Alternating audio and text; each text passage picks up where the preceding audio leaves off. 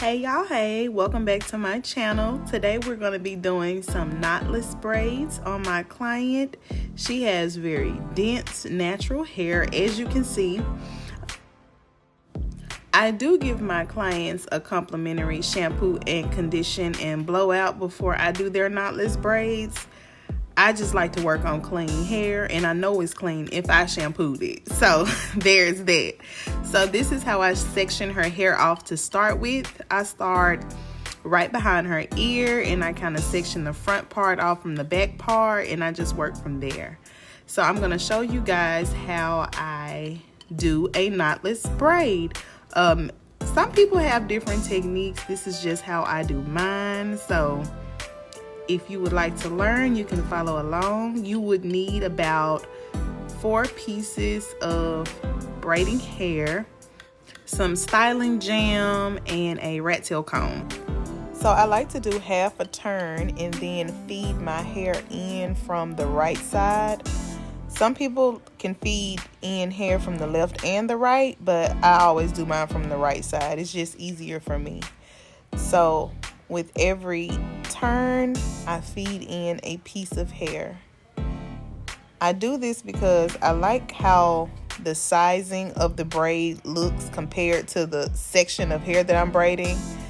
And when I say that, sometimes you may see knotless braids where the section of hair that's parted off is really big, but then the braid itself is super skinny. I'm not really a fan of that. So I like the size of the part to be kind of proportionate to the size of the braid. So that's why I feed the hair in the way that I do. Some people feed a piece in and braid 2 or 3 times and then feed another piece in.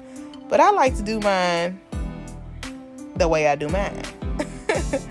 So I hope this is helpful and not confusing. I'm going to do 2 more braids and show you guys again the same technique. And hopefully this is helpful if you're trying to do knotless braids on yourself, or maybe do knotless braids on a friend or your child. So I hope this helped you guys out. Also on the ends of my braids, sometimes I like to do the knot, and sometimes I just hit it with the flat iron and it seals the braid too. So I do both ways when it comes to the end of the braid. Do whatever works for you.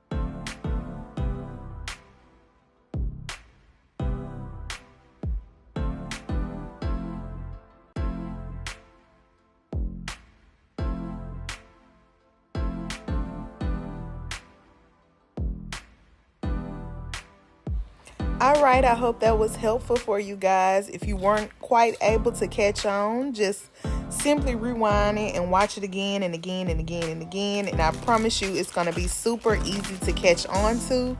It's not hard to do at all. It's pretty repetitive, but this is the way the final look turned out. She wanted a little 30 in there. She asked her mom for a little color because she is a teenager. And her mom was like, okay, just a little bit. Don't go overboard. So we just added a little bit of 30 in just to give it a little razzle dazzle. After that, I'm going to use the Mousse Def by Do just to get those flyaways. And I'm also going to flexi rod her ends because she wanted a little wave on the ends. So I'm going to flexi rod the ends, dip them in hot water, and I use a simple electric kettle to do that. And that's pretty much it, y'all. I really hope you guys enjoyed this video. Make sure you stay tuned to the end to see the final look. So she wanted a loose wave on the end, kind of like a spiral wave. So I got the mousse and I flexi rodded it in a downward position. You see how I'm kind of twisting and wrapping at the same time? It's going to give her like a spiral wave on the end of the braids. She didn't want just ring curls. She wanted a little wave to it. So that's what I'm doing here. And like I said, I'm going to dip it in the hot kettle to get those curls to set in. So be super careful with this hot water. You don't want this to drop on your client or splash on anybody, because then you'll have some serious problems because this water is hot.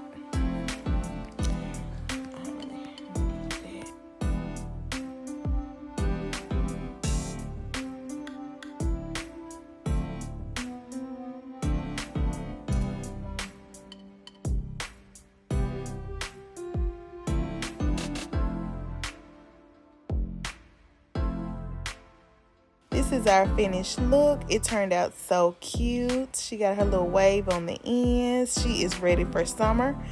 Thanks for watching. Make sure you like, subscribe, and share, and I'll see y'all in the next video.